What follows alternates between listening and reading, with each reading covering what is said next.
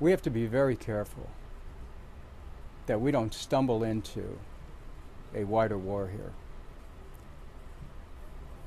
If we are in Iran's airspace with anything that belongs to the United States, that's a provocation.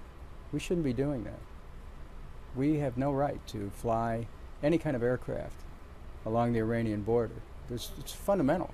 This is a question of national sovereignty. Now, just think for a moment from an American's perspective.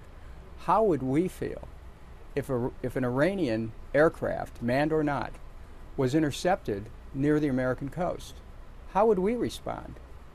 I would think that there would be an instant response and a military retaliation, because America does not tolerate any type of intervention in our airspace. And that's a matter of national security. Does not Iran or any other nation have the same claim to sovereignty?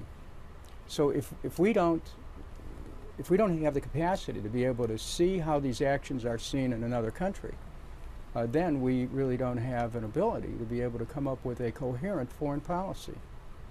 We're talking about the CIA here. We're not talking about Papa Drone.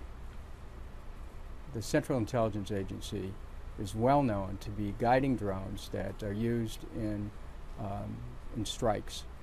And we have to be very careful here.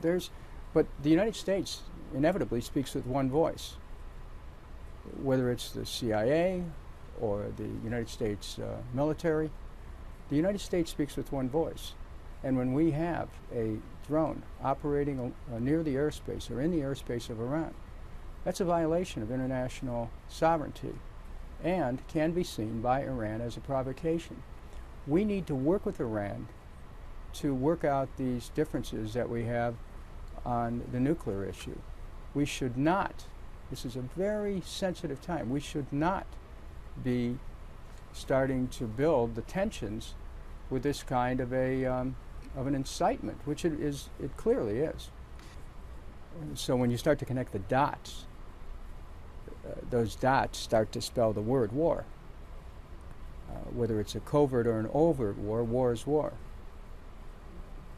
Don't we have enough wars that we're fighting in the United States? Do we need another war? Did I miss something that we somehow ran out of wars to create? Stop it. That's what my message is. Stop this. Stop the escalation. Stop trying to substitute war for diplomacy. There are those who say war is diplomacy by another means. No, war is war. And diplomacy is about the science of human relations, if anyone believes in such a thing in this town.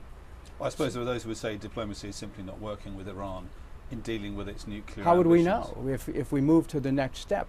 Look, the United States, I think, from the beginning, has misplayed this situation with Iran. If we want to get rid of nuclear weapons or the potential of Iran in the future to have nuclear weapons, then let us lead the way towards nuclear disarmament. We can't be picking nuclear winners and losers. If we want to discourage Iran from developing its nuclear technology, all I would do is show them how expensive nuclear power is, how inevitably it blows a hole in the budgets of those who are heavily invested in it, and how there's other ways of being able to power one's nation. We've had the wrong debate from the beginning and the wrong approach towards dealing with Iran. We cannot pretend that the United States is in a position where we can or have the right or the money to rule the world.